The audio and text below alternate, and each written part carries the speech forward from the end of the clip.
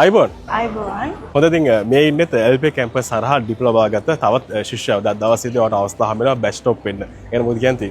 මට ගොඩක් සතුටුයි.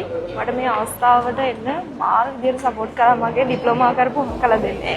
ඒ දෙනාද ඇතුළේ ඉන්නවා. මම මෙතන මේ අවස්ථාව මට ඇත්තටම මාරම සතුටුයි. මගේ තාත්තා නෑ. එයා මාරම ආසයි මම ඉගෙන ගන්නවට. ඒත් යාට මේ දේ බලන්න බැරි වුණා. හැබැයි යා කොහේ හරි ඉඳගෙන මම මෙතන ඉන්න එක යා බලාගෙන නැති. එයාගේ ආශිර්වාද තමයි මට මේ ලැබිලා තියෙන්නේ. ඒ වගේම LP කැම්පස් ගැන කිව්වොත් එහෙම බෙස්ට් ආය කියන්න දෙයක් නෑ. ඒක වචන වලින් කියන්න බෑ. පිළිවෙල ඒ කියන්නේ ස්ටුඩන්ට්ස්ලාට කතා කරන විදිය හැමදේම. ඒ කියන්නේ අපිට ප්‍රශ්න තිබ්බොත් ඕන වෙලාවක ඒගොල්ලෝ කතා කරලා ඒ කියන්නේ අපි කෝල් කරලා එයාලට ආන්සර් කරන්න නම් ආයෙ අපිට කෝල් බෑක් කරනවා.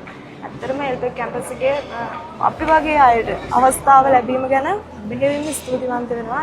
LP කැම්පස් එකේ කාර්ය මණ්ඩලයටත් ආචාර්ය මණ්ඩලයටත් බෙහෙවින්ම ස්තුතිවන්ත වෙනවා.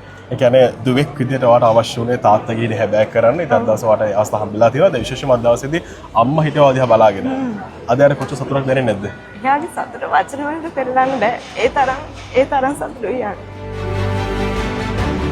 හොඳයි ඉතින් ආඩම්බරකාර දිනයක් ඉතින් අද දවසේ යාට හැකියාව ලැබුණා අධ්‍යාපනයේ ඉස්සරහට කියලා අද දවසේදී ලබාගෙන ඩිප්ලෝමා එක. දැන් ඔයා හිතන විදියට කෙනෙක්ට අධ්‍යාපනයේ ඉස්සරහට යන්න නම් මේ තැනද හොඳම තැන? ඔව් අනිවාර්යෙන්ම.